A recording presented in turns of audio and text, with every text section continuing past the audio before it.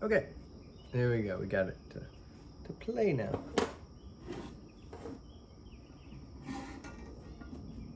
And I guess the gist of what I was saying is that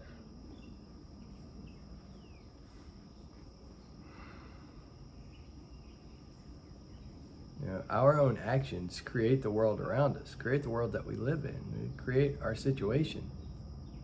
Like, we're not in control of everything, but we're in control of our own attitude and our own personality. And if we have the right thinking, if we have positive thinking, if we have, you know, just faith, like positive expectation that God is going to do something great for us, that God is in control and He loves us, and that He's going to bring something to us that's, that's better than we can expect. And it's like we just keep on trying. We keep on working at it. If something unexpected or what we would consider not good happens to us, then we look at it like, okay, well, God is working something better out. That we really believe that. And we really maintain hope. It's like positive expectation that something good is going to happen because God's in control and He's given us favor.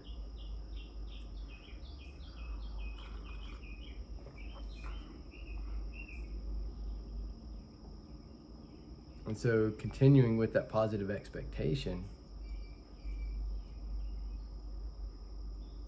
like believing, like expecting something good is going to happen. So like you're living life excited because something good is going to happen.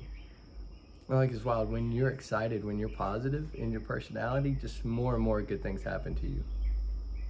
Like people are drawn to your energy, right? They're drawn to your spirit. And when you're negative, when you're mopey, and when you're just sour all the time and focused on the bad, you're just focused on the past, well, people avoid that situation. And, as representatives of Jesus and carrying the love of Jesus, we're supposed to go to people at that time and like, hey, I'm here with you. But just the kind of average response to like a negative personality and negative mindset is like rejection. And it doesn't necessarily have to be mean and overt, but it's like,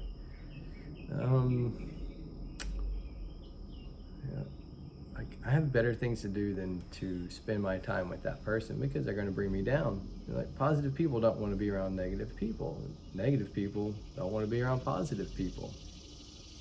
So our own thought patterns are like shaping our world. They're shaping our own immediate community, our bubble, our friends, our family, our actions, our thoughts. Like if we expect bad things to happen all the time, well, we're not going to do anything. But it's whenever we start expecting good things to happen, we start having faith, and we're believing in God that God is going to do good things for us. When we expect good things, like people want to be around us and people ask us for help or ask us to be a part of what they're doing.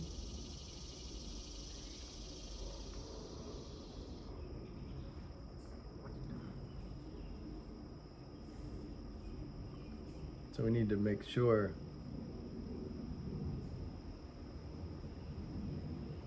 our thoughts are positive, and we need to take responsibility for the life around us.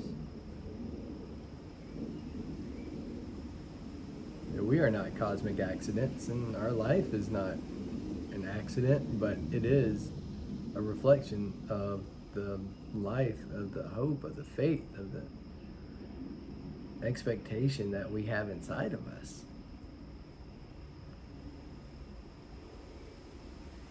And it's not that God is bringing a horrible life to us, is that we're not trusting God to bring us a beautiful life.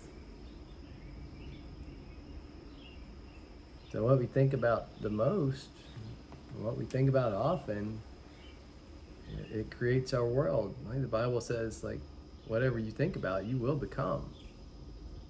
Like if you think about that negative, bad situation, well, you're going to become negative and bad and grouchy and not very attractive for people.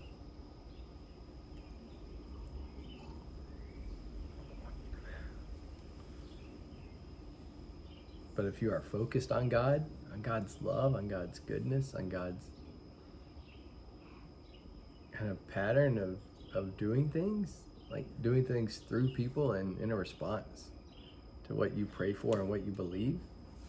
Yeah, God says, like, whatever you pray for, whatever you believe for, like, you pray and believe that you already have it and it's going to be yours. Like, your belief is going to create that life that you want.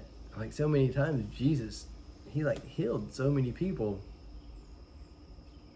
and they would come to him and said, they're like, Jesus, it just, if you would, I believe you can heal me. And he's like, your faith has made you well.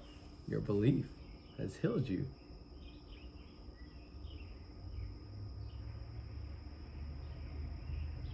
Our isolated culture right now, our culture of loneliness, reveals our belief. Reveals that people are just hopeless.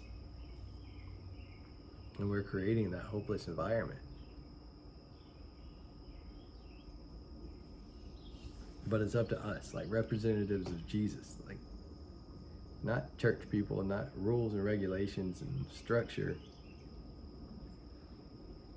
but our serving other people, our loving other people, and being genuine and authentic and like showing people that they are worth our time, that we'll be there for them.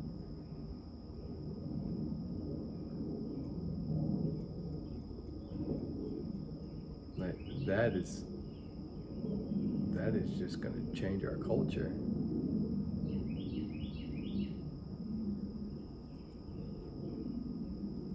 So one easy way for us to do that is to upfront spend a little bit of time recording your story, recording your struggle, and how God helped you get out of it.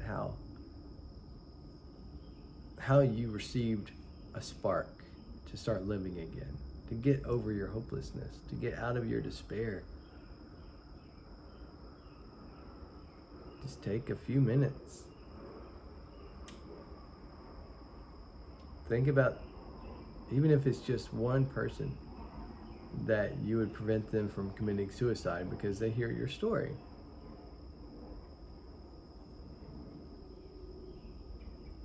Just think about that one life that you can save.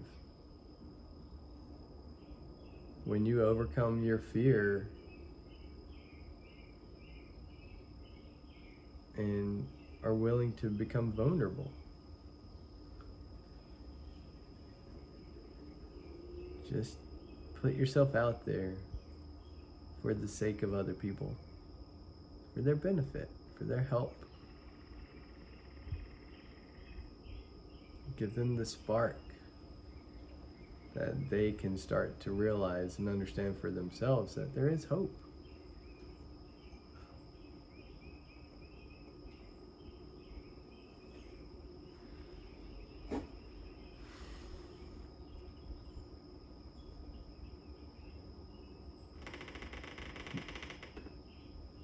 Do you have a heart to help people around you?